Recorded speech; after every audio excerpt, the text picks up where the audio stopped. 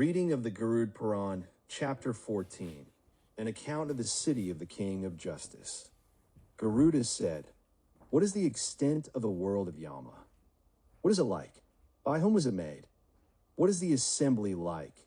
And with whom does justice reside? The righteous go by righteous ways to the mansion of justice. Tell me about those righteous ones and the ways, O treasure house of compassion."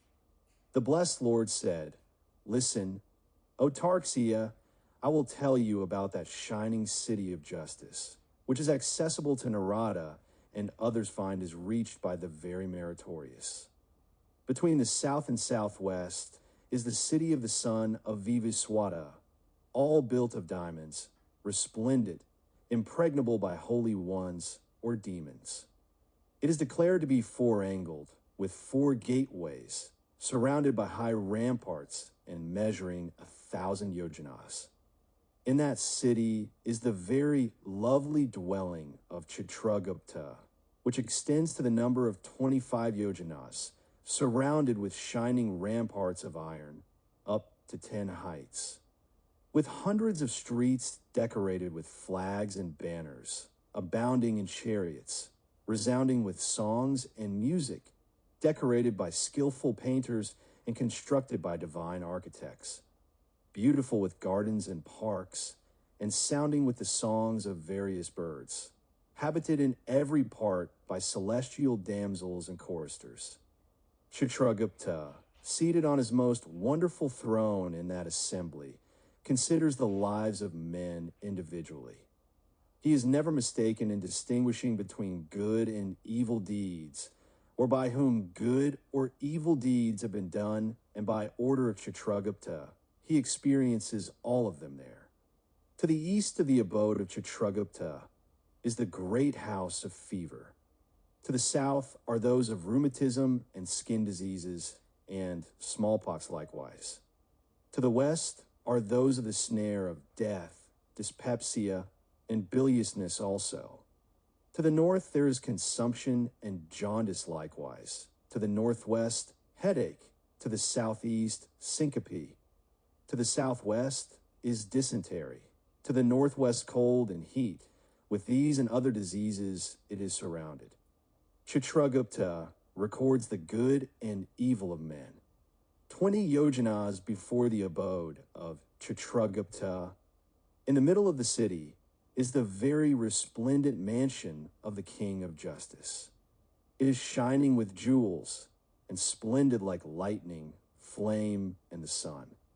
It is certainly 200 yojanas in extent and measures 50 yojanas in height. It is supported by thousands of pillars decorated with emeralds, ornamented with gold, and is full of palaces and mansions, pleasing to the mind with cupolas of the splendor of the autumnal sky, with beautiful crystal stairways and walls beautified with diamonds, and with windows of strings of pearls, decorated with flags and banners, rich with the sounds of bells and drums, and embellished with golden fringes, filled with various wonders, with hundreds of golden doors, beautiful with trees, plants, and creepers without thorns. With these and other embellishments decorated always, it was created by the architect of the universe by the power of his own yoga.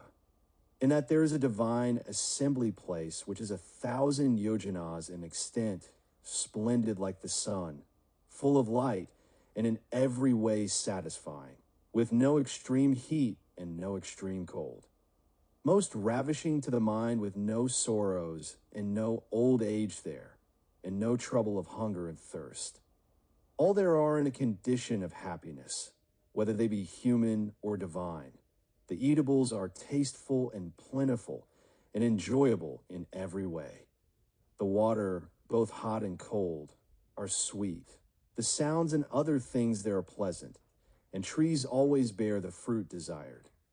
That assembly, Otrikaya, has no bondage, is enchanting, is a fulfiller of desires, and was created by the architect of the universe by doing tapas for a long time.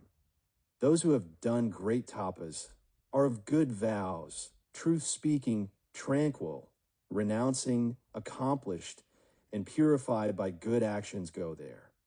All present there have bodies of light, and are adorned with shining garments, and remain there ornamented with their own meritorious actions.